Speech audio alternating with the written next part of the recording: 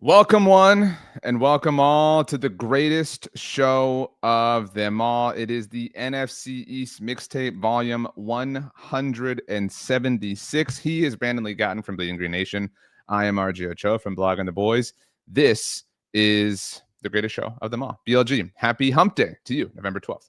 I did not wear the hat I am currently wearing because of the volume number, but what about that? How well does that fit? I am wearing a 76ers hat that I got at the game on Saturday night.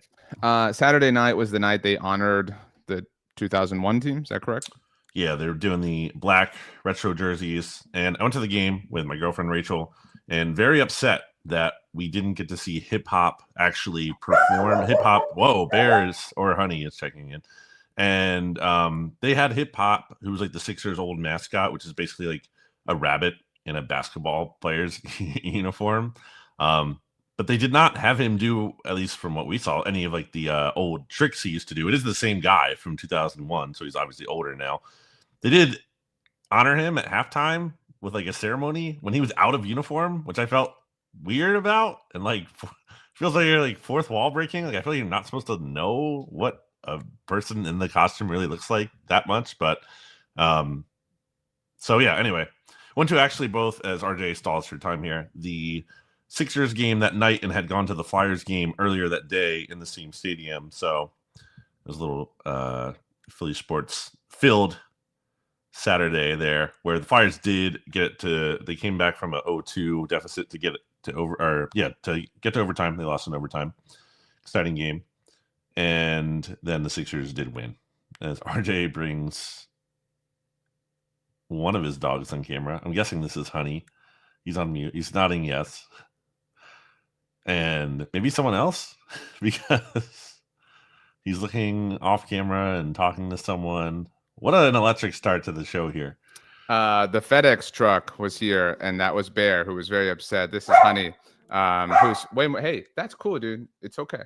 Does Honey get like upset when Bear gets upset? You know those dogs who like, just get upset by proxy? They're like, oh, I don't know what I'm barking at, but the other dog is barking, so now I'm upset too. She gets like that in some instances, but something like this, like when somebody drives by, she's generally pretty chill when Bear gets upset. I have a few things to say here. One, let's address the comment section. Steven says, one of my favorite shows, keep it pushing, fellas, talking about us. Patrick says, hello, RJ and BLG, so a hello to Patrick. Ted asks, why no white retro jerseys? Those are our real home jerseys. I innately, unless it's against the Spurs, which is my NBA team, but if an NBA team is wearing white at home, I will root for them, because that's what you're supposed to do. Like, you're supposed to wear white jerseys at home in the NBA. I disagree. hate this. You're right in terms of how that's the NBA does it, but I don't like that, because that's not how the NFL does it. I also think that if say the Cowboys did what the Sixers did and celebrated like a team that didn't win the Super Bowl, you would think it was the lamest thing of all time. Oh, well, it's very weird that the Sixers do this. I don't think that's unfair at all. I think that's absolutely a very valid criticism. It is weird that they do that. Like, it's fair to be like, this was a very influential team. This is one of the most revered teams in franchise history. But to celebrate, like, you have to do, if you don't win your title, you have to be like the 90s Bills and go to 4 in a row. Like, and even that's still weird. I don't think they celebrated it, and they didn't have an actual ceremony or anything. But I get your point, and I agree. Although I think it's more than fine to bring the uniforms back. If it's just we want to wear the uniforms and we have to have some members of the team here to make us feel justified in doing so, then I have no issues with that. But the verbiage I saw online was the Sixers are celebrating the 2001 team. So I didn't see anything. You're celebrating losing to the Lakers? Like, that's it? Like, they didn't bring out like people on the court and were like, hey, congrats to the Eastern Conference champs from that year. I didn't see any of that. Yeah, it would be like, I don't know, being a loser franchise and hanging like division title banners or something like that. It would be like, Josh Harris is running the team, and then you actually have a terrible team. Which we are doing something new that is probably not affecting most people, but it did create a bit of a House of Mirrors effect for Brandon and I when we jumped in here. Shout out to the host platform here, StreamYard. It is now allowing us to stream our show both normally, horizontally, if that's how you watch it normally on YouTube. If you put it on your iPad or smart TV, whatever. But you can also now stream this vertically, so you can watch us on your phone. So I can look up at you like this. And yeah, and I can look down and be like, "Quiet down, like, quiet down." Hey, or over here on the regular one, where like, just see I'm looking over at you, like the Usher video. You know what I'm talking about, where I think they were singing "We Are the." I don't remember what song it is, but there's like a compilation of famous people singing some sort of. I think it was during COVID, and Usher is like looking up and like he's looking every direction. Like he clearly was told, you're going to be the center of the Brady Bunch windows, and he was like bottom left. So it looks really awkward when he's looking around and there's nobody there. So cool. Hello, Mr. Gowton. Nice to see you. Hi, Dad. Oh, Christopher says it's to your right. So it's up and to your right. So that would be down and to my left. So look at us. Happy hump day, as mentioned. Happy bear barking at the FedEx truck. We have not, our show's going to be on Wednesday again next week. We're entering a very weird time. It's even more weird than usual because the Eagles are coming off of a Monday night game. The Cowboys played on Monday night last week, and we had the trade deadline. Then we had a tragedy. We'll get to obviously everything. It's still awkward to talk about football on our perspective. The Cowboys play on Monday night next week, and then the week after that is Thanksgiving, and then the week after that Dallas plays on Thursday Night Football. So it's this time of year is great and wonderful, but it does lead to some wonky things. And so, but this week and next week, faux show are on Wednesdays, whether you consume your show horizontally or now vertically. Well, why don't we get into it, RJ? We're here on the NFC East Mixtape. We talk about the division standings in order, which brings us to the Philadelphia Eagles. Now let's keep this simple. The Eagles are 7-2. They have no issues at all. It's very straightforward. There's no nuance involved, and they're probably gonna win the division. That's not necessarily news. The magic number here. Let's frame it this way. I want to frame it for you. The magic number. We talked basketball. Now we're talking baseball. Magic numbers. It applies to the Eagles too in this circumstance, and it's 5, which is pretty crazy. There's a scenario. I'm not saying it's the most likely scenario, but if I'm not mistaken, I do believe there's a scenario here, or let's say the Eagles win their next 2 games. So that would be, magic number down to 3 in that case. The Eagles play the Lions this weekend, which should be tough. We'll get to that later. And the Cowboys after that in Dallas. Cowboys play the Raiders next. I think they'll win that game, but let's say they lose. And let's say they lose to the Eagles, obviously, on the other part of it. That means the magic number would be down to 1 by the Cowboys' next game, which would be on Thanksgiving against the Chiefs at that point. So I guess, unless I'm missing something, the Eagles could actually clinch the division as soon as Thanksgiving if everything went out favorably for them. I think that would involve them winning the week of Thanksgiving, which if you're living in that world, the Thanksgiving Day game is early in that NFL week. You know what I'm saying? Like, right, I think the Eagles would still, so it couldn't happen on Thanksgiving. I think it could happen on Thanksgiving though, because I'm saying the magic number would be down to 1 at that point. If Dallas were 3-7-1 on Thanksgiving, you're saying, and Philly were to be 9-2. I think so, because they would have, to your point, they would have the tiebreaker over Dallas outright and having swept them on the season. Well, that wouldn't matter again unless they actually tied. But yeah, but I think that's. I think the point is that the Eagles are very, very, very likely going to win the NFC East. I think the odds were minus 1,200 last week when we talked about it. And we're talking about the division at large, but they did win on Monday night. There are some unnecessary problems for the Eagles. I don't know why they just can't be happy. AJ Brown can't stop stirring the pot in ways that aren't totally stirring the pot, but still are stirring the pot. They're still false starting on tush pushes. I don't even have the energy to care about it anymore. I'll start with the Packers. Well, I know, but I really did want to. I know we talked this. I wanted it to come down to a tush push that would seal it. Like I really, really wanted that for theater's sake. We didn't quite get there. Packers kind of a disaster. This game, because we didn't really talk about it, but like this was a kind of rooting for the Eagles game for the Cowboys. If you're being frank and honest with yourself, because the Cowboys hold the Packers first round pick. And even if you want to believe the Cowboys are going to be a playoff team, or you want to hope they're going to be a playoff team, I don't mean to make this about the Cowboys. The most likely way that's going to happen is as a wild card and as the third wild card, not winning the division. And so in that sense, Green Bay losing helps your wild card chances, but also obviously helps the 2026 first round, pick that the Cowboys own. So it wasn't totally bummed about this result. I also don't think the Eagles were totally happy about about the result. No one's happy. I'm not happy. It was a very frustrating game. The Eagles won. The Eagles won. They might play this way the rest of the year, and they might win the Super Bowl. Like that is their performance was not disqualifying.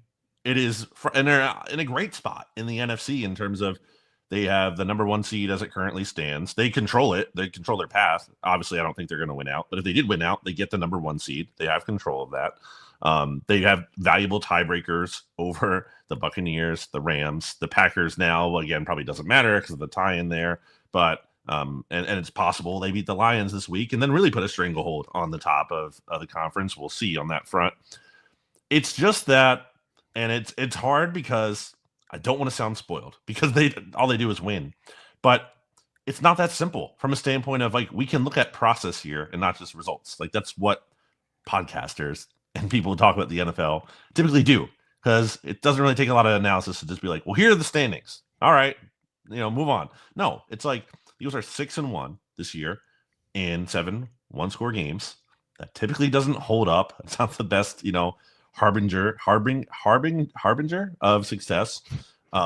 They have been outgained in 7 of their 9 games this year. Now, on a hot streak, they've outgained their opponent twice in a row now. So I guess maybe that's a good sign of things to come. It doesn't have to be this hard. It feels like it does not have to be this hard. And that's not me saying they need to blow out every single team they play, but like they scored 10 points against the Packers. And I think the Packers had none at halftime. I mean, it wasn't none at halftime. Right. And I don't think the Packers have a bad. I think they have a good defense, in part because Micah Parsons, who, by the way, we need to get to that because Micah Parsons is even more proof. We'll get to that, I guess, in the Cowboys part, that Micah Parsons, the Cowboys themselves thought he might want to be an Eagle, and he does. Is that like the Panthers just went into Green Bay and scored 16 points, and you're putting up 10. Like I didn't need 30 points. I needed something probably in the 20s. Like give me some kind of offensive competency. It just felt like going into the bye, the Eagles had kind of started to figure some things out on offense, and maybe that was just a result of playing the Giants. Seems to be the case now. And it just feels like they took a step backwards, and they didn't really need to. And AJ Brown, I don't blame him for being frustrated because there's no good reason why one of the best receivers in the NFL should be targeted 3 times in a game.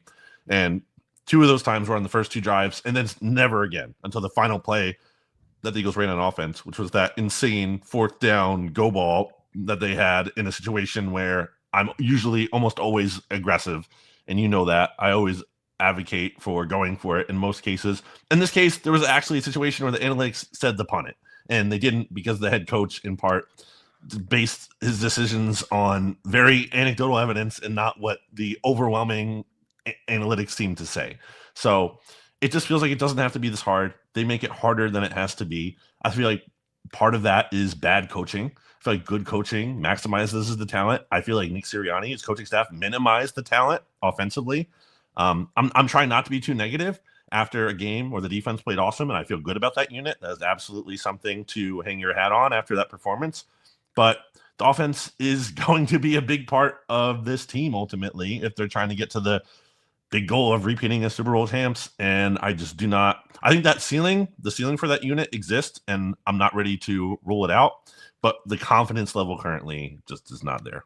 I have a lot of analogies, and that's often how I speak. So I apologize for what may sound like drifting from the topic, but it is purely the topic. I remember a long time ago, Elliot Shore Sparks, am I pronouncing that correctly? Parks, excuse me. He had a tweet that I thought was annoying at the time, but has proven to have some legitimacy in that Jalen Hurts was helping. Again, I think Jalen's involvement here is debatable, but you get my point. You will get my point. He was helping turn the Eagles into Alabama in that all they do is just win. And that's kind of what you're describing. Like, that's kind of who they are. And it's just like, oh, we beat Auburn, we beat Tennessee. Like, it's just, and at a certain point, it's just like, how do you keep that drive? I mean, and maybe that's kind of what AJ Brown is dealing with. I mean, if I have to play, psychoanalyst for a second, I have no idea. I'm not going to pretend to have any idea, but like, that's what it is. Like, how do you not become a victim of your own, just like continued success? Cause you're right. Like, they may win the Super Bowl, and I don't know how much you've seen of this, because there have been a lot of documentaries about the 90s Cowboys. But like Troy Aikman often says that third one they won, that there was no joy, that there was simply just relief. There was just like, okay, thank God, like we did it, especially because they lost the title game the year before, and I think some of it was unique to them and the pressure to win without Jimmy and that Jerry placed on them and all this stuff. And so I do think that even if the Eagles won the Super Bowl, I don't think there'd be any like joy. I think that I would argue that there was a little bit of the sentiment we're describing after last year because they were so close in 2022. So like this is a group that's like the stress is not just new after having won the Super Bowl last year. It's been since 2022, since AJ Brown joined, since everything really took off. I'm not placing the blame on AJ Brown. I'm saying since like the Eagles really took off as this team that was constantly in the mix. I mean, you're talking now 4 straight seasons. That's over 1,000 days of just having to like day after day after day be the same. And so like on some level, I think they might be like waiting for a team to take advantage of them and beat them at their own game, and no one can. And it's just like, okay, we'll go give the Packers a chance, and we'll even throw it away at the end. Nick Sirianni will, and we'll give them a real chance to do it, and they just won't be able to. I do think, as much as it pains me to say, I kind of get the decision to go for it on 4th down. No. But I get it in a human way, not in a way that I agree with. You've seen the movie 21 about the MIT kids that No. played. Okay, well, it's about kids that are at MIT, I believe, based on a true story. Someone can correct me if I'm wrong. And they learn how to count cards, and they go to Vegas and they like make a lot of money doing it, whatever. And I'm familiar with the concept. Yeah. Right. Their like professor, teacher, whoever leader is played by Kevin Spacey, and just regarding who's in the movie. And there's a line he says, because one guy gets really emotional because his like girlfriend broke up with him, whatever, and he's just like drunk and he's just going for whatever. And Kevin Spacey's like getting on to him. He says, "You weren't counting cards, you were gambling." Right? Like you deviated from the goal of what we're doing here, and you were just operating off of emotion. And that's what Nick Sirianni did. In that moment, he was chasing a vibe, chasing like joy, chasing the feeling or the not even satisfaction, but the like peace that would have come from converting and being like, look, we did it again. Everybody be happy. Let's get on the plane. Let's go back to Philly. Everyone can record the new Christmas album and everyone can be happy again. But in chasing, he potentially costed his team. Obviously didn't wind up mattering. But it could have, and it shouldn't have, from a standpoint of, again, it's part of the reason or the reasoning that he used in this post-game press conference was like how they've gone for it on 4th down and other situations. He brought up the Browns game from last year. He brought up the Vikings game just from a couple of weeks ago. It's just not the same situation because the Eagles in that Browns game were up 4 points. In the Vikings game he talked about, they were up 6 points.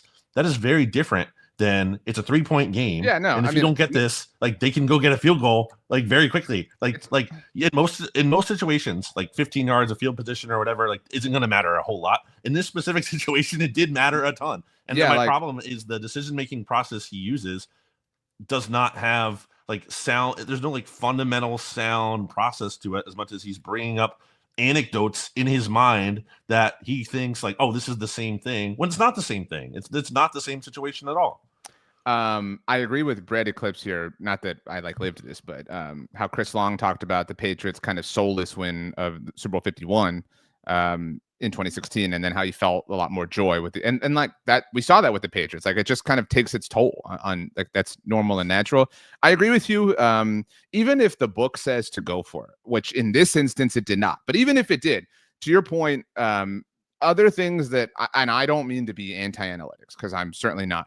But in that specific situation, it's very cold, and no one's been able to accomplish anything on offense all night. Like if it's a rainstorm and the analytics say go for it, like that matters. Like that is a factor you have to consider relative to the achieving the net 15 yards on your punt. So given the conditions and the lackluster offense at that point on both sides, I fully would have understood if he had punted. But I get the human element of wanting to like make everybody happy. You know what I mean? He just, it didn't cost him, but it could have. Well, here's the other part of that. The weird thing about like, because generally I'm part of the reason I'm in favor of going for it isn't just the analytics, but the idea of empowering your players. Because I think that matters. I think players should feel like you believe in them. Like there's power in belief. And you want to create a culture of that.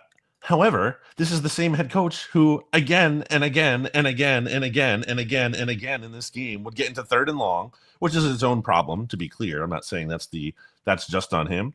But when you are in 3rd and long, you can actually try to go for a first down. And he just doesn't. It's just a give up play, another give up play. And funny enough, some of their Jalen Hurts has a great throw to Devontae Smith on what is it? I think 3rd and 12 or something on Eagles' penultimate drive there. It looks so easy. It's like, oh, you can just do that. You can actually just throw to one of your really good players. Or the Saquon Barkley play, which was not scripted in terms of it was like a dump off to the other side of the field. But guess what? Saquon Barkley versus a defender, 1-on-1 space. You gave him a chance to be able to make a big play, or he could rip off a 41-yard reception, catch and run at that point in the game. As opposed to if you had just gone into that play, handing the ball off to Will Shipley and ask him to run between the tackles, he's probably not going to break off a first down run. You're just giving up. And that's part of what really bothers me about Sirianni and this offensive philosophy. It's just have some ambition, believe in your players. You clearly don't based on the way you're playing. So it's just frustrating. Again, ultimately you win. That's what matters. But it just shouldn't have to be this hard. And it could catch up to them if they don't start playing better at some point. I'll be interested to see them against the Lions. Same. I find the Lions clear. I want to say in this game against the Lions, I'm actually less. I care less about how they win. This is a really tough opponent. This is a really massive game to win, even if they look terrible and they win it. I will have a different tune because I think the Lions are really, really good and should win that game. So if they win it, I'm happy no matter what. But in general, you do need to play well.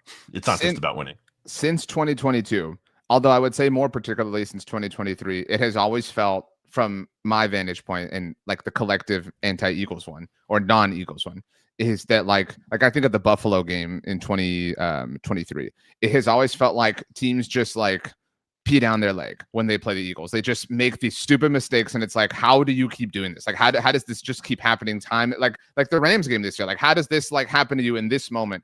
And that was partly why I was so bummed that as annoying as I find the Lions discussion to be on, in the ether, I was annoyed that they lost last year in the divisional round because they're the only team that is immune to that. You know what I'm saying? That that has a chance to, not fall victim to that. At least I want to see that. I want to be able to rule that in or out, whether that assumption is correct or wrong or whatever. And so I'm excited this week to see that opportunity.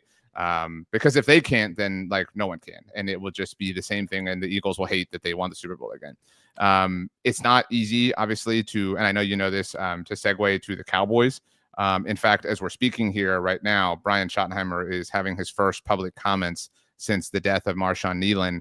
And just for a timeline perspective of what life was like in Cowboys land last week, obviously they lost on Monday Night Football, and then on Tuesday traded for Logan Wilson very early in the day and Quinnen Williams before the deadline in the afternoon. And then Brandon and I talked about that. We talked about the merits of it and how it held particular merits for the future and not necessarily for this year, but obviously it does or did instill some excitement for the remainder of 2025 if you want to believe in a playoff appearance, etc.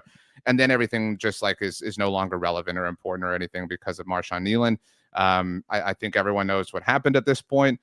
He tragically took his own life, and the Cowboys have offered a lot of support. We have an article up on our site with different resources for anyone who is struggling with mental health or thoughts of these lines or knows anybody who is. And the Cowboys have done a lot. They held a memorial service for Marshawn Nealon, and the stories, it doesn't get more tragic, but just again, a moment ago, Brian Schottenheimer noted that the Cowboys have set up a fund for Marshawn's girlfriend, Catalina, who is pregnant. And so it's been again, I think everyone's been very gracious and understanding, and our bosses have been very helpful and supportive for our work at Blogging the Boys. But it's been a very weird week and time, and not really caring about football and whatnot. And obviously they were on bye, but that's just a lot of word vomit that I don't really expect you to do anything in particular with. Yeah, it's really sad. That's obvious. I think, mental health, that's obvious. Everyone talks about that being important. It's true. I think things can feel really scary and inescapable sometimes, speaking from experience, where it's hard sometimes to see the light at the end of the tunnel, to be quite frank. And obviously it can be hard to feel like there is help out there, but I think it's important to know and remind yourself that there is, and there are resources like that.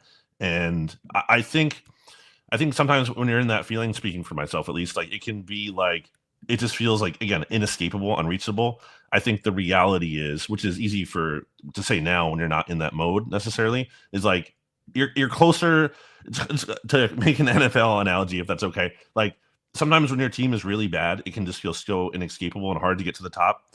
And it can be for some franchises, but sometimes like that turnaround can happen so much faster than you would ever expect. So I definitely, advocate for being able to try to help yourself when you can, or, try to find the people in your life that you can lean on and rely on, because they are out there. And, again, just take advantage of those resources where you can. No, I mean, I echo that completely. It's like I said, I mean, and like and understand, it's been very difficult to be like, so they're going to beat the Raiders, or to even care if you know what I mean. Like, and even I know we talked about the like which team did you want to lose more on Monday. I thought Brian Schottenheimer said it well again a moment ago. He said, "We don't move on, we move forward," and like I think that's just what everyone's trying to do. Is just trying to move forward and help one another. And I think that. Sometimes like comment sections on the internet can turn pretty hostile and volatile. And this was, there were different things, but I mean, for the most part, there were a lot of people just like helping one another and talking with one another and leaning on one another. And so, again, it's been a very, very weird week, even like practically like how to handle this from like a work perspective. I mean, like what Sure. as you can, I mean, you and I haven't talked about like the logistics, but like it's a matter of like, what do we do? How do we do this? Like, what happens next type thing. And so it's been a strange, few days to say the least. Well, it can feel tone deaf, I'm sure, to kind of be like, what about this when, that happens. But, and I think that's fair. And that's because in part, there's no perfect way, right? Like it's life. Like there's no right. A lot of times there's no like clear cut right or wrong. There are in certain circumstances, but it's not always that simple. And I think it's everyone just generally trying to do their best. So I think, you do your best. And there's a lot of people out there who, in these times I'm sure appreciative of blogging the boys and the stuff you guys are doing and looking forward to, again, not necessarily moving on, but moving forward, because that's kind of what we just all have to do. Yeah. And so, as they play on Monday Night Football this coming week, their work week doesn't begin until Thursday from just normal procedure standpoint. And so there really isn't, again, everything sounds dumb, but anything that has happened or anything that has changed within them from a football standpoint, in anticipation of this game. Obviously, we talked about the trades. The Cowboys did activate both DeMarvion Overshown and Savon Ravel from injured reserve, or at least open their windows and begin the processes. So we'll see if they play and whatnot. And that, at the very least, their defense is going to look different on Monday. And obviously, again, I don't think I need to keep repeating myself and saying the football doesn't matter. I think everybody understands that, but a very heavy game this will be for them on Monday night. And then again, when they welcome the Eagles to town, that will be their first home game. And they have tributes and things they're working on, and helmet decals, shirts, and things like that they're just in the process of, because to your point, it's a matter of like, how do you even focus on that? Like, how do you, it's just like, who makes these decisions and what like why these conversations all feel so, silly in the grand scheme, like what t-shirts or whatever, but people heal in different ways. And so there really isn't anything else to offer on the Cowboys except for they play on Monday night. And it does begin an intense gauntlet for them, as I mentioned, and we'll talk about it as we go. But 2 games in a row, and this will thrill you, on short rest, because they play on Monday night and then come home to host the Eagles. So short rest in 6 days, and then immediately play on Thanksgiving Day.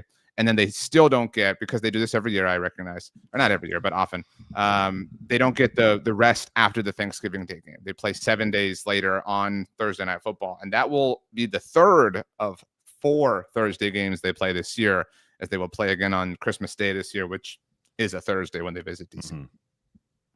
Can we talk about the Micah Parsons thing? Because I do want to get your reaction to the fact that there's the supposed poison pill in this deal. That my reaction is not what you think, actually. That's why I asked. I want to hear it. So the report that came out on Sunday was that the Cowboys slipped a poison pill in the Micah trade language to where if the Packers trade him within the NFC East before 2028, that they would owe Dallas their first round pick in 2028. Mm-hmm. So, I think this makes sense to do in general for any team that trade, and then it was reported that, with all due respect to Kenny Clark, this was also in the Kenny Clark language. I don't think that was like the main impetus there. I think we know how this came to be. But like, it should be in the Quinnen Williams language, if the Cowboys were to trade him to the AFC East, but it's not. And why? We don't know that it's not. It's very unlikely that. How do we know it's not? We would have heard about it. I think. Well, there is precedent for this involving the Packers with the Brett Favre trade to the Jets, which was what everybody talked about. My take isn't actually anything to do with what would make you happy. It's not even a conspiracy. Naturally.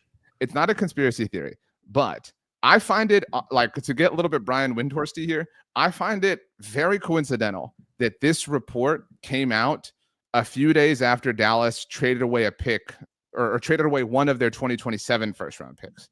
I'm going to involve a lot of variables here, so please stick with me. I know it's going to be difficult, but so the Cowboys sent the better of their 2027 first round picks to the Jets in the Quinnen Williams trade. Mm-hmm. And as a result of it being the better one, those picks are now frozen. They can't move either one because one of them is going to go to the Jets.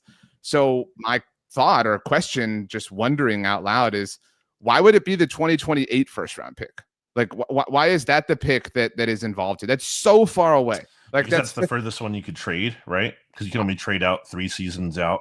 But again, you can't trade 2029 right now. I know, but why would it not be 2027? I mean, or if you want to say it wouldn't have been 2026, fine. Or why not have a stipulation? Because you're creating the longest protection window possible. And why not have the created protection be the stipulation is it's the next first round pick after you trade him to the NFC East in a hypothetical situation? Because I don't think you can actually do that. I think you have to trade something real, and the realest thing you could trade that far out is the 2028. But they are hypothetically trading the better of their 2027 first round picks. But those exist. Those things exist in reality. But this doesn't have to exist within the 3-year scope of what you can trade out. You can't. You're saying like create a condition where they could actually technically trade a 2029 pick before that exists. Like, you can't do that. It's not a conspiracy theory that I actually am like, hey, look, what does this mean? Like, I'm really not that serious about it, but it was kind of strange that it popped up immediately after Dallas had a trade involving 2027 draft capital. So like, if I have to have a real conspiracy take on it, it's that the poison pill involved a 2027 pick, but then Dallas got crazy. Or I suppose the real answer might be that Dallas already owned their 27 pick. So 28 was the earliest pick that Green Bay could surrender. But it was very strange. I don't have a real take on this. I really don't care. Like, okay, that's fair. But I'm just telling you, it confirms what I've been saying all along. And I think that's Micah Parsons wants to. I don't think that it confirms what you've been saying. I think it confirms that they just didn't want to what do you want for this? Like a prize? Like, I'm saying you just have been so reluctant to admit it the whole time. It's just very true. He's admitted it. I've echoed what Micah has said himself. So okay. I mean, you either think the man is a liar or not. I mean, is really what it comes down to. Well, it won't be happening now. Although, after that window, I guess possible, but for now will not be happening. I do think, by the way, that if you look at the Packers' remaining schedule, they play the Giants this week, who we're going to get to in a moment. Mm-hmm. But after that, you could debate every single one of their games. Yeah. You know what I mean? Like they don't have any more. Well, it's a tough division. Easy wins. And that could be awesome. Like, imagine if the Micah pick is 15. What if they miss the playoffs? It's not impossible. They have the 9th toughest remaining schedule, and a bunch of that is, they play the Lions. They play the Bears twice. I don't think the Bears are that good, but we'll see. They play the Broncos, and then they get the Vikings twice, the Ravens once, and then, as you said, the Giants this week. But so it's possible that they miss the playoffs. I think they'll make it still, because I don't believe in a lot of the other teams there. At the bottom of the because it's it's right now you have the wild card teams are the Rams, who obviously the top probably non-NFC West winner will be that 5 seed looking like that. I did want to answer a question on your behalf. Someone asked when we were talking about the Eagles as to whether or not Eagles fans should be rooting for the Rams or Seahawks this weekend. My opinion would be you should want the Rams to win that division. In the event that the NFC West winner is a higher seed than Philly, because Philly's going to win the NFC East. Mm-hmm. And therefore, if Philly met that team in the playoffs, you would rather go to LA than Seattle, is my thought. Yeah, but I think you have to look at it from the standpoint of you're hoping the Eagles get the 1 seed. And Well, I mean, yeah, but build in protections. That's what I'm saying. Like, but you're accounting for what could go wrong as opposed to what could go right. I think the Eagles should prefer. I get what you're saying in terms of the Eagles would rather go to LA than Seattle in terms of that environment. But I do think the Rams still, like, I know the Seattle's been really good, and I don't doubt them at all. I have them number 2 in my power rankings, just right behind the Rams. They were number 1 for me. I have the Rams number 1, and it's close. It's very close. I mean, but the Rams this year, like, okay, they lost to the 49ers in overtime, and they lost to the Eagles on that Jordan Davis block field goal, which is a game they essentially had won. So, like, they've just looked awesome. And I'm going to give Matthew Stafford more benefit of the doubt in the playoffs. I absolutely am. I don't love McVay, but, like, Sam Darnold is playing well right now, but do you trust him in the postseason more than Matthew Stafford? No one does. That's insane to say that. It's not possible. Darnold could overcome this and be good. That team is really good. They're scary. They're real. I'm not doubting the Seahawks at all, but I'm not when it comes to giving the team that's ultimately the bigger threat to me is the Rams. So I think that it would be good for the Eagles if the Rams lost. To close the Micah conversation, Patrick says, correct me if I'm wrong, it would be incredibly stupid, but the Packers could release Micah and he could end up on the Eagles. They would be eating an insane amount of dead money. That's literally what happened with Brett Favre. Is the Jets released him, yeah, and it's not, and then he signed in free agency with the Vikings. No, I'm saying yes, that's technically possible. Right? Yes, and I think that's very unlikely to be clear, but it's not impossible. I saw Matt Schneidman, who covers the Packers for The Athletic, after the game, and this would affect the Cowboys as well because of the draft capital. I'm paraphrasing, but he said something like, "It's it's not unfair to say Matt LaFleur is coaching for his job the rest of the season." And man, like that would be a tough. Like, I don't think that the Cowboys have to win the Super Bowl for the Quinnen Williams trade to be deemed a success. I think the Packers have to win the Super Bowl for the Micah Parsons trade to be considered a success. And so if you miss the playoffs, if you fire your head coach, like it's the most like disastrous failure possible. And then what coach would want to, I know that, he's the coach, not the GM, but like what coach would want to walk into a situation where you don't have either of your first 2 first round picks? That would be a disaster. And you're the team that nobody wants to go to in free agency because, you're in Green Bay. I forget what the stat was, but the Packers are like what? Like they're like 1-3 in games where they've allowed 13 points or whatever this year. Yeah. Like they've just been, so it's not on the defense. Right. So the Micah Parsons trade was a great trade. Right. The offense is it's not his fault. The offense is what it is right now. Okay, let's get to the Washington Commanders. I don't think we have much to say on either of these 2 games. The Commanders ended up, they were 3-5 going into that stretch here against what was it? Who were their last 2 opponents? Was it the Chiefs and then, or no? Am I looking? No, it was the Seahawks. Sorry, and the Seahawks. Lions.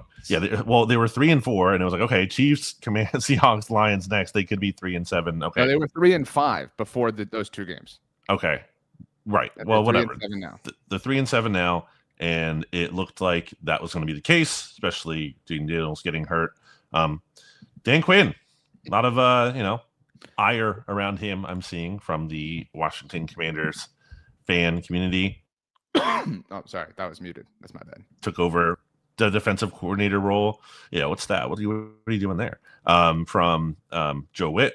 That's going to solve everything. I mean, their defense has been like pathetic. The whole team has been pretty pathetic. Like I know they're bad, and they're injured, but they've also kind of just not even been competitive, which is a problem. It's kind of just where they are right now. I don't know, like what else. It's hard to expect a ton more. But yeah, it just feels like things are really bad for them and not going to get better. It's kind of just a lost season for them at this point. Yeah, I thought Marcus Mariota had a really self-aware comment. I don't know if you saw this. He said something like, and I'm paraphrasing again, like, we have to admit that we aren't who we thought we were. Something like that. Which, again, was the anti Denny Green quote. Yeah. We aren't who we thought we are. No, we aren't who we thought we were. That's what I said. Yeah, I said we aren't who we thought we were. You said we aren't who we thought we are. So, get the tense correct. Yeah, but I think that was probably realized before this game.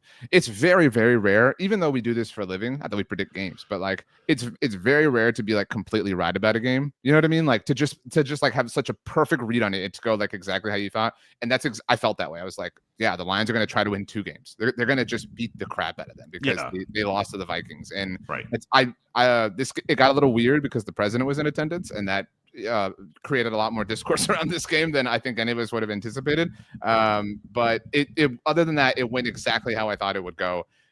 Except for the other drama around Dan Campbell also taking play calling duties and whatever. So who knows what's going on there? But yeah, I mean, the Commanders are. I don't think they should fire Dan Quinn. Let me be very clear. But like, couldn't you see them like firing Dan Quinn in the middle of next season? You know what I mean? Like it's getting that bad, and so it does kind of feel like. I've mentioned this before, but like last year, before I started grad school at Florida, when Billy Napier like reeled off a couple wins to like save his job, and then they like kept him, and it was like, you know, that like this isn't going to work. So like it's going to blow up in your face in the middle of the season, and that's what happened. And so like this feels like it has a very, very, very close expiration date. But you don't have enough justification, I understand, to fire him right now, unless you want to be that bold and all these different things.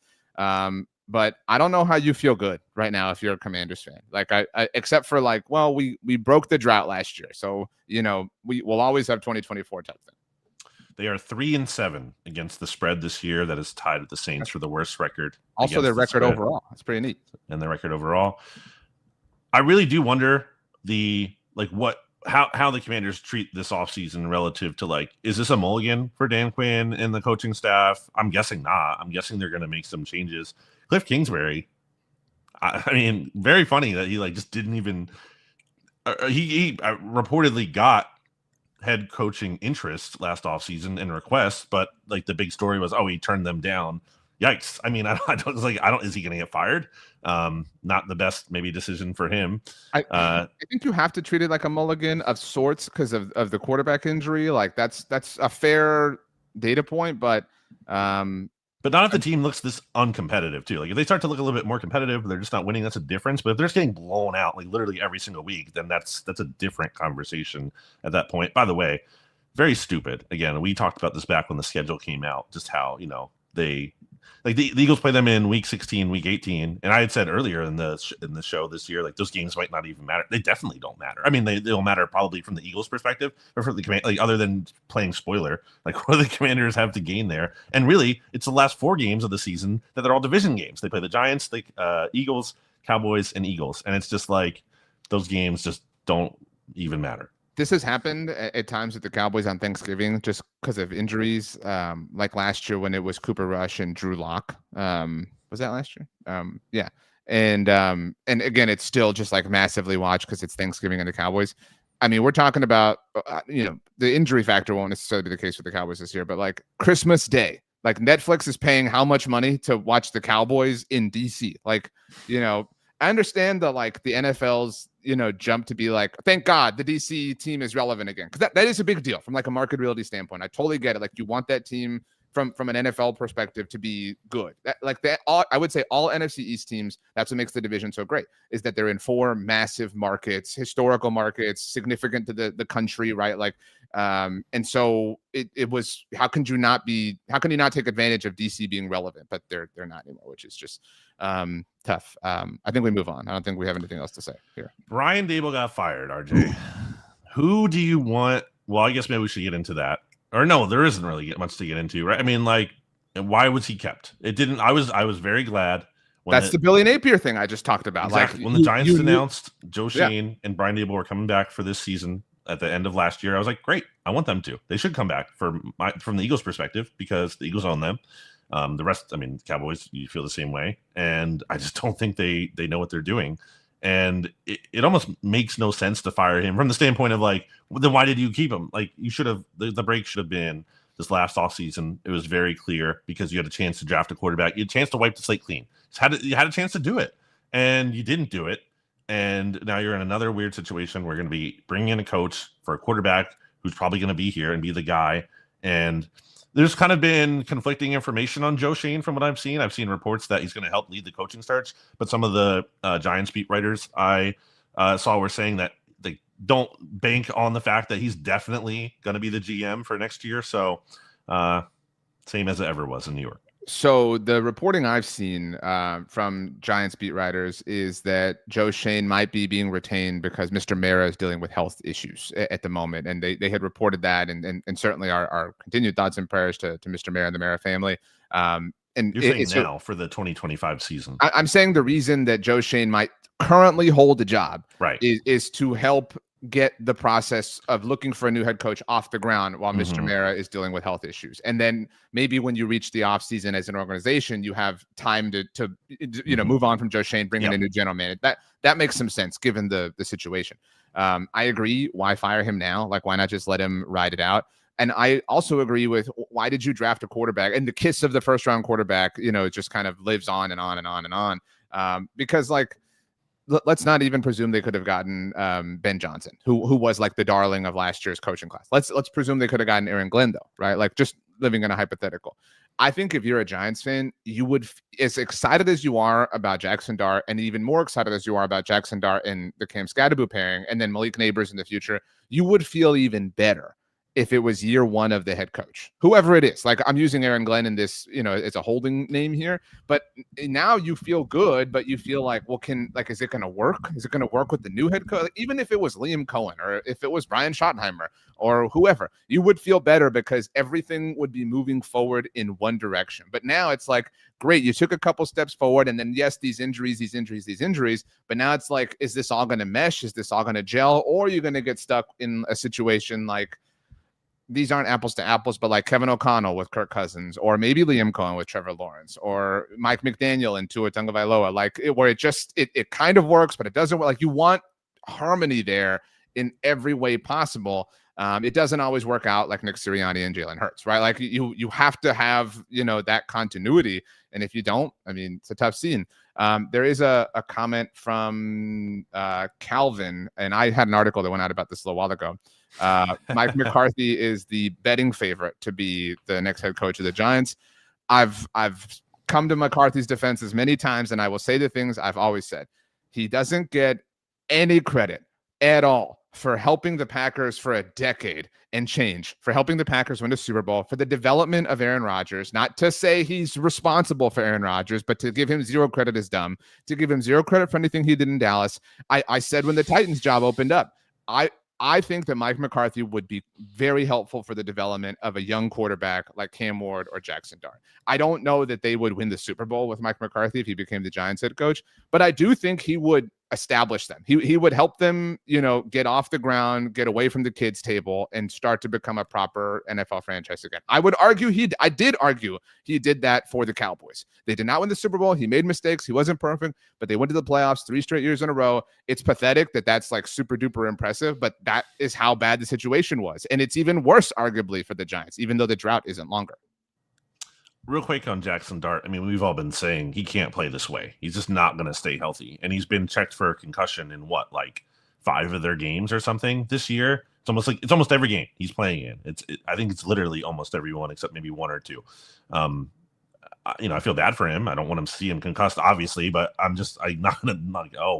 shocked. No, he's absolutely going to be an issue for him if he continues to. And it's a fun playing style, to be clear, too, aesthetically, but sustainable, I don't think so. I was going to ask you, relative to McCarthy, just as a whole, who do you want from a Dallas Cowboys perspective, and let's just say as an opponent of the Giants perspective, like, who are you most afraid the Giants could hire, and who do you want the Giants to hire? Me, I'll give you my answer for who I want them to hire. I want them to hire Bill Belichick because I think that'd be great. Because I've been very much on the bandwagon for a long time. Brady made Belichick, and especially later on, and I just don't. And here's what you're seeing at UNC clearly. I just don't think Belichick has it anymore, and I would very much love for them to convince themselves into that. I think it's a good chance that whoever the Giants hire just doesn't work out because it's not just the head coach. Brian Daboll isn't the reason the Giants have been this bad. Brian Daboll is part of the problem, absolutely. He has one of his lasting legacies here will be kicking a field goal from the 1-yard line. Very stupid. Part of the problem, the reason they've been this bad, clearly not. They've been a joke. They've had 2 winning seasons since 2013. That's when I started BGN. 2 winning seasons for the Giants since then, and they were very fluky winning seasons too. They weren't oh wow, they're on top of the NFC. It was they're winning all these 1-score games, and then they obviously didn't do anything meaningful in the postseason in those years. So I want Belichick to be the head coach. What's your answer to those questions? Well, so first of all, Dela Rock says, "LOL, Mike is not a good football coach." I've said this before.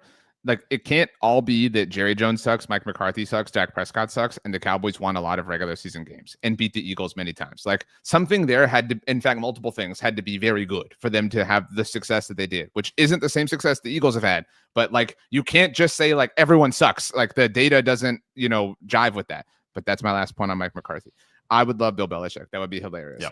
To zig a little bit, just to offer a different opinion. I got one notification over like Monday or whatever it was, that they are looking to, I think it was Ian Rappaport hit on NFL Network, that they want to rekindle the Tom Coughlin days, which cool. Like, I get it. Okay. No, but not a higher Tom Coughlin, but that they were going to be expected to interview Antonio Pierce.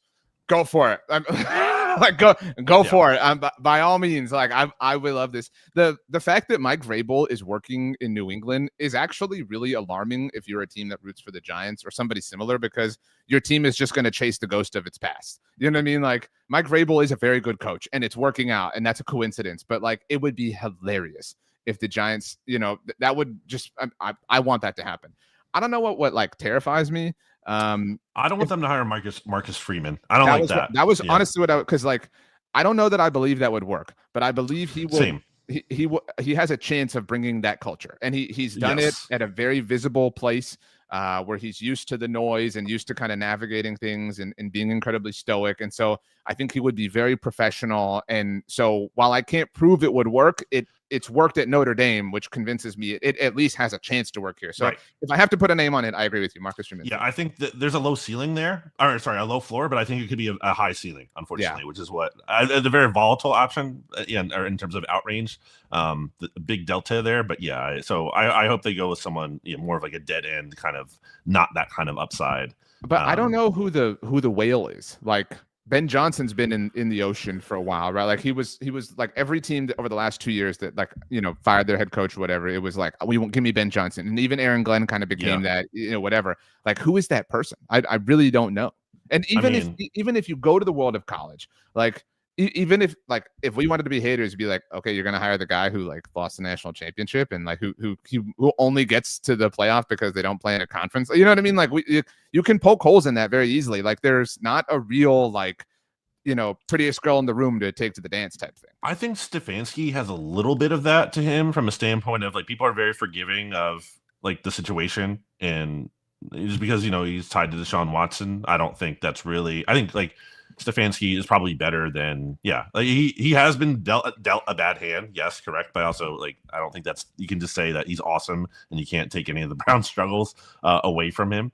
I would extend that to Zach Taylor. I would feel indifferent about it, but it could work. Like, well, here's one for you. The Maras famously are connected to the Rooneys, right? So you could say Tomlin. Are you saying that in a way that you don't know the connection? What do you mean?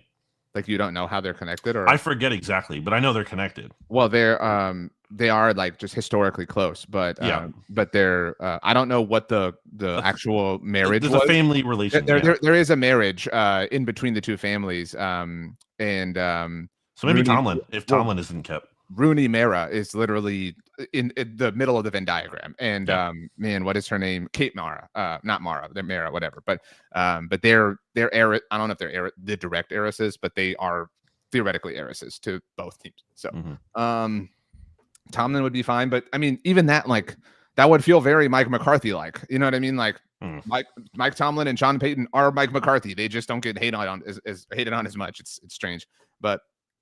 That's actually kind of what they need from a floor standpoint. The Giants need a floor after being bad this long. That's why I said Mike McCarthy makes a lot of sense. Like, he would come in and help establish a floor, help them act like adults. Floor is lower than Mike Tomlin's floor.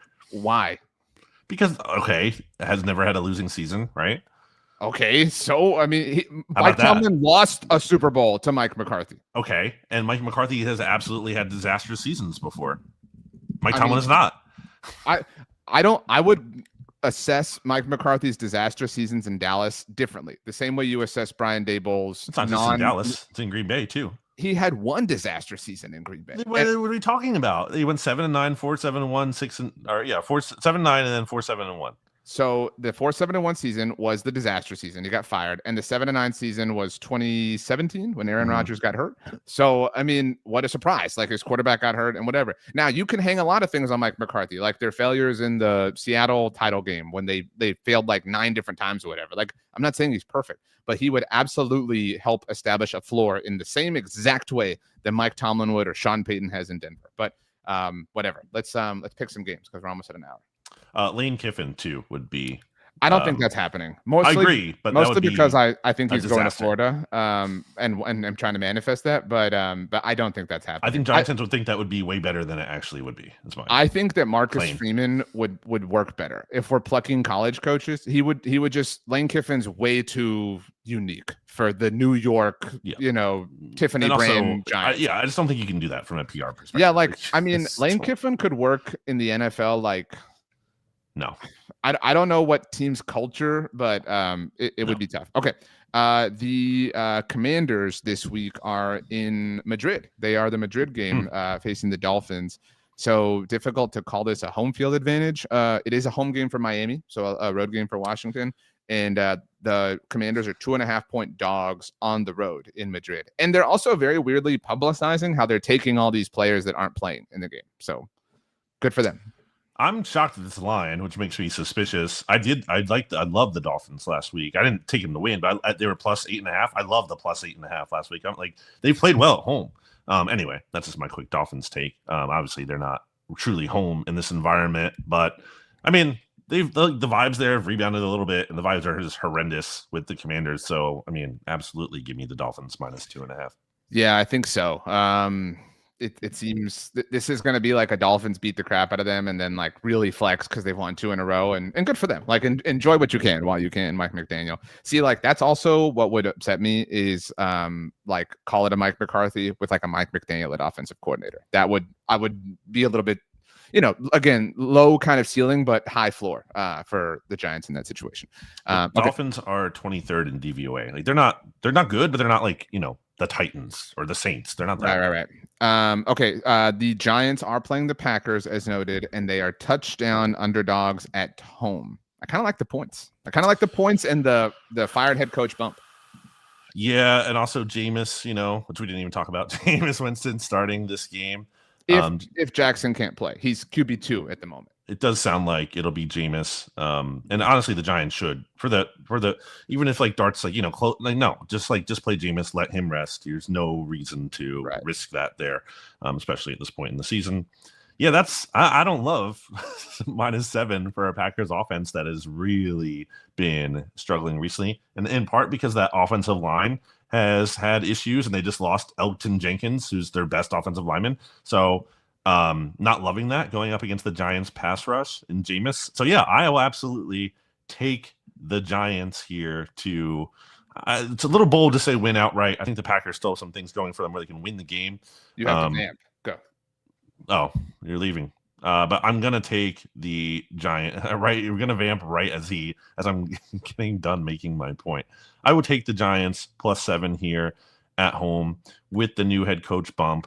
With the Jameis Winston maybe improving the vibes a little bit bump, with the fact that the Packers have just not looked good on offense and that their offensive line could be taken advantage of by this New York Giants pass rush. So, I mean, where did RJ even go? What's he doing? He's left the show multiple times now where, I mean, he really didn't leave the show earlier. He was just muted. What about the chat here? How about chat? Help me out and talk to me here. I see a comment from Sensei Sergio St. Carlos who says, behind, but how is BLG still blaming Sirianni for going for it on 4th down? I mean, we had that whole conversation, so I'm not going to relitigate it here. Are you back? Yeah. Okay. Are you not looking at the screen? Yeah, I am, but I wasn't sure if you were muted or not. So you're taking the points? Taking the points, yeah. Packers win, but Giants will cover. I don't know that maybe you do. Maybe this is what you were saying. The last time the Eagles had their 3-point home field advantage eaten into, which is the case this week. The Eagles are 2.5-point home favorites against the Lions. And yet that line was actually at Eagles -1.5. Like that opened at that. That was actually where it was before Monday night's game. I was looking at that. And then after the Eagles beat the Packers, it stayed the same. So Yeah, I mean, so it surprised me today to see that it went up to 2.5 because I like the Lions in this game outright. I just think this is a tough spot for the Eagles. They're coming off of short rest, having to come from home from Green Bay, and I think it's a competitive game because I mean it rarely isn't with the Eagles, but I just don't feel like the vibes are very good right now. And I for as good as the defense is, and I do trust them, they can only do so much. Like if the offense is just going 3 and out, which they are at the highest rate in the entire NFL, like at some point the defense could collapse, and it's not even really their fault. It's just the fact that you can't just play 60 minutes of defense. You need the offense to pull their weight at some point. And I don't know if they can be trusted to do that. And I think this Lions team is going to take it very personally against this team. I would hope for their sake, for Lions fans' sake, it's not this Saints thing back in 2017 when the Saints, lose on the Minnesota Miracle. And they're like, oh, we would have beaten the crap out of the Eagles had we just not lost that game. But I do kind of feel like secretly the Lions are like, man, if we just didn't lose the Commanders last year, we could have beaten the Eagles. So maybe that's unfair for me to put that on them. But I do think they're going to kind of approach this game that way and really get up for this one. I think that's exactly like that. That's exactly how I feel. I think the Lions feel like they have to. Like last week, they tried to win 2 games, and you could argue that they feel like they did. You know what I'm saying? Yeah. And they're gonna like residually win the NFC Championship game. And like, let me paint you a little picture here. I hope that this is wrong, but this is the clip on November 12th with RJ and Brandon and Honey sitting on my lap. The Lions are going to win this game, and they're going to win soundly, and they're going to walk away feeling like they're the better team. And this is going to propel them to the 1 seed in the NFC. And they're going to host the Eagles in the NFC Championship. And they're going to say, we beat them. We got them. We have finally atoned. We have finally made 2024 right. We would have hosted them if we did not slip up. This is it. We told y'all, and they are going to get blasted in that NFC Championship game because they are too young. Not their specific team, but like their franchise doesn't have these wounds. They don't know better. They don't know to feel these things. I commend them greatly for climbing out of the NFL cellar, but they are now at the adults table and they're reaching over to touch the stove. They do not know these things quite yet, and they're going to be sitting there. We're going to get interviews from them after losing the NFC Championship game saying, I don't know what happened. Like, I know we're the better team, and all this stupid coping stuff, but like that is exactly how this script plays out. I'll take it. Hey, I like it. I think that's a good take. Yeah, I do think they're going to like pull out all the stops. I think we're going to see a lot of like they already do a lot of trick plays, but I think they're going to catch a touchdown. 100%. Yeah. They are a little banged up, so that is something to watch. But yeah, I think the Lions win this game, so I'll take them outright. I'll take them as well if that isn't obvious. I really hope that everything I said is wrong, but like I've been that team. Like the Cowboys have been that team. Like you feel like the Saints never got a chance for restitution. The Lions are going to consider this restitution and not a playoff opportunity. And then this is going to inflate their ego or their wherewithal for the actual point of what would be restitution. I will say, I will give the Lions, like, they didn't actually say this. We're ascribing this to them. The Saints were losers who said it.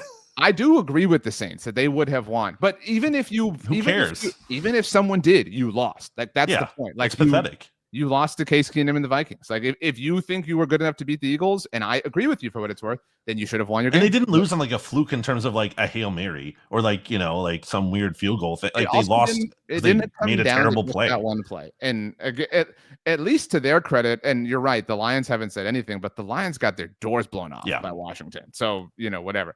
Anyway. Okay. To close this out, the Cowboys are on Monday Night Football. It's their first regular season game ever in Las Vegas. They have played preseason games there. So, and especially after the trades, you can expect a lot of like poker chip, whatever, things like that, graphics and stuff. But they are 3.5-point favorites. That's a lot. They were road favorites in Carolina and Chicago, for what it's worth. I mean, I'm just not a Geno guy. And the offense looked so brutal last time we saw him. And I don't think that's changing. That's Chip Kelly. I'm familiar with a Chip Kelly offense and how bad it can be at its worst. I do not like the Raiders here. Give me the Cowboys. Absolutely. I'm gonna take the Cowboys and lay the points against really all. I would not do this against, I don't know, like 29 of the other 31 teams. But I would do it against the Raiders. Like, that's just kind of where they're at. So I think we are simpatico this week, and we're ready for songs. Yeah, Ready? my song this week is by Third Eye Blind, and it is Jumper. I wish you would step back from that ledge, my friend. I was reminded of that song from this tweet on Twitter, which is one of my favorite tweets. Sometimes I'll just randomly retweet that out. It has like the whole we should step back from, is it at step back from?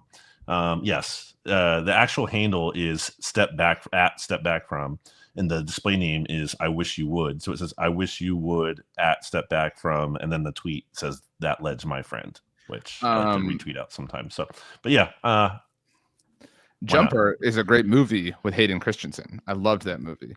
And I believe Jim Carrey sings Jumper in some song. I don't know what song I'm thinking, or what movie I'm thinking of, but I think he does. Maybe it's Yes Man or something, but I want to say Jim Carrey sings it. My song, I have been watching a million things lately, and I talked about this. I really like Dancing with the Stars in that there's no stakes, there's no drama, there's no anything. It's just like kind of cool. It just makes me happy to watch. And on Tuesday, this past week's episode, I don't want to spoil it for anyone who hasn't seen, but a routine was done to Dance With Me Tonight by Ollie Murs, which is a popular TikTok song and stuff like that. So that's my song. And yeah. And that's the show. Last thing on the subject of watching things, and this is more of just a personal anecdote from me to Brandon. It's the time of year, we've talked about this before, where we start to get screeners emailed to us. We are technically a part of a writers guild, and so we get screeners. It's pretty sick. And so I don't know if you've gotten those emails, but I have. So I have no time for such things. I'm a busy man, RJ. Wow. Well, do you have any thoughts to say to Honey as we leave? I love dogs, so by extension, I love Honey, even though she is a Cowboys fan.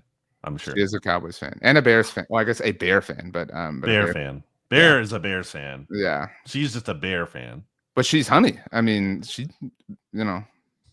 likes. Oh, by the way, Eagles Girl says thanks for a vertical pod. So the vertical audience is there. As I look up at your comment. That's cool. So good to know that was consumed by many. Okay, we'll be back next Wednesday, and I believe Patrick's also a verticaler too. Wow. Look at that. Yeah, let us know in the comments if you're watching on the replay too, if you want vertical, if you like vertical, or what's the other one, just horizontal. Michael is all about it. Look at that. There's a lot of, I bet vertical is better for commenting. And Patrick says definitely preferred like this. Well, that's how most people hold their phones, right? Yeah, I mean, I don't watch these things on my phone, but maybe I'm the outlier. Oh, Christopher says I'm watching both 2 screens. That's how you want to do it. Wait, so, I need to see a picture. I want to see Christopher. If you have social media, tweet at us or whatever, Threads or Blue Sky. Tag us. We'll stay on for another second while you gather your phone. Let's get a screenshot of that. I want to see that, and we'll tweet that out. We'll retweet that. Because I want to see that. Yeah. So, I'm very excited as I buy him some time. I'm going to start a book that is also a movie soon. You've read The Martian or seen the movie? No. The same author wrote a book called Project Hail Mary, and Ryan Gosling is going to be in the movie. So I'm very excited to start that book. Okay. My last thing is that, look, it's a free show. There's a lot of content out there that's, behind a paywall. So if you leave a like on either whatever you're watching this on, the Blogging the Boys YouTube channel, if you're a Cowboys fan, Bleeding Green Nation YouTube channel, if you're an Eagles fan, hit the bell, subscribe, all that stuff, because, it helps support the show.